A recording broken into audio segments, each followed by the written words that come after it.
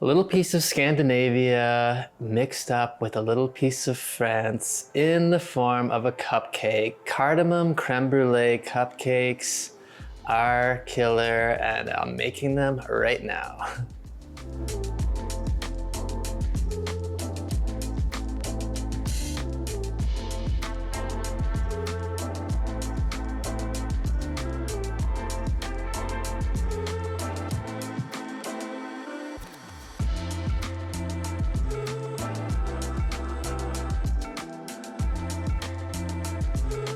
Grab some coconut milk because we're gonna make a vegan pastry cream. This without eggs is thickened with cornstarch alone. Put your coconut milk in a blender, little trick to make it much nicer to use.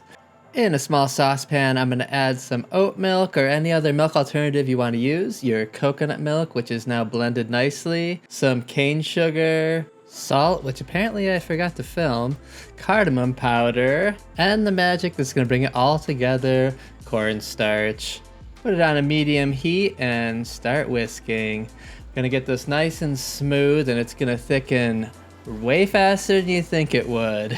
Vanilla extract up the bat, go on in. Adding vegan butter one piece at a time. As they get incorporated, just keep going. This will smooth out nicely and cover with plastic wrap, pressing down on the surface to prevent a skin from forming. No one wants that. That covered, let it come to room temp and chill it down. Give it 4 hours or overnight until it's nice and set up. And boy, does it set up. It's gonna look a little harder than a normal pastry cream, but will work, trust me. Meanwhile, cupcake time. Oat milk and apple cider vinegar go together to imitate a buttermilk. The acid will separate the proteins and also encourage the leavener to go nuts. Measure out some vegan butter and start melting it in your pan over a medium-low heat. This actually can scorch, I have learned since I've started trying to use it. In a large bowl, we're going to combine our dry ingredients. Flour, sugar, baking powder, cardamom powder, and salt make up our ensemble. Give them a whisk to play nice together. And finally, prep your pan with cupcake molds. Molds? Is that what they're called? Cups. Paper cups. That makes more sense, actually.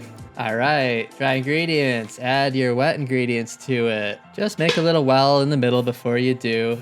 Then we can all whisk them together and not use another bowl. Just slowly incorporate it all, bring it in, finish it with a spatula to make sure there's no dry ingredients hiding under the wet ingredients. That's easy to do. Fill up a piping bag with your batter before remembering that it's actually way easier to pour it into the piping bag. Instead of lifting it in like you're bailing out a boat, this is like tipping the whole boat over. Way easier. Alright, pipe these guys as evenly as you can. Probably, let's call it 3/4 full, maybe 7/8, you know. Doesn't really matter because this recipe is going to involve some surgery, so it doesn't need to be pretty on the top by any stretch of the imagination. Into a 350 oven, we're going to bake these for about 20 minutes until nice and golden brown and a toothpick comes out clean. We're going to let these cool down for a little bit before we attempt to start cutting them open. Basically, the idea is we're turning the cupcakes into little cups like ramekins, but with a bit more of a cone-shaped cutout. We want this to be more throughout the entire cupcake than just something that's blobbed on top. Begin slicing them open, cutting a little bit in. We're gonna spread the pastry cream out to the sides, so no need to cut at the edge of the paper cup.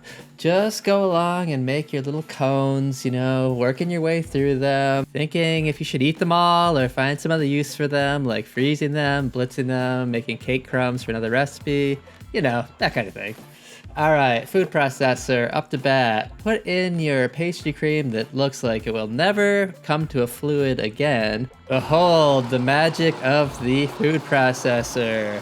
It will slice this up into a fine puree that will be silky smooth, maybe even better than a conventional pastry cream. Through all my tests, I was always surprised at how great this stuff turned out. Just the fat content of the coconut milk making for something that's really delectable, actually. Transfer into a piping bag as before and begin to pipe them into your hollowed out cupcakes. You know, I don't know what happened to the tops, but it's anyone's guess. I ate some of them, but not all of them. Little victory, right? right? Offset spatula, come and play. Spread these out like you would a frosting. It's pretty much the same consistency. You're trying to bring it as close to the edge as possible. Then sprinkle generously with sugar. Kind of realizing halfway through that it wasn't working nearly as well as pressing, and go ahead and press them in. This actually worked way better and made a smoother top. I'm sure the blowtorch would make a difference in the end, but c'est la vie. Blowtorch. Just give these guys a real good torching. You want to take this right to the edge of burning, that beautiful dark color that you'd be familiar with from any creme brulee that you've had or made. Trying to get the edges without scorching their neighbors too much. And in actuality, sprinkling sugar all over the counter made a big difference in catching the sugar drips that went onto the counter. You might want to line it with something because it's like lava. Cardamom creme brulee cupcakes. Pretty killer. Scandinavian flavors all throughout, and then this lovely crisp top of burnt sugar, really adding a wonderful finish to the end. Pretty fun.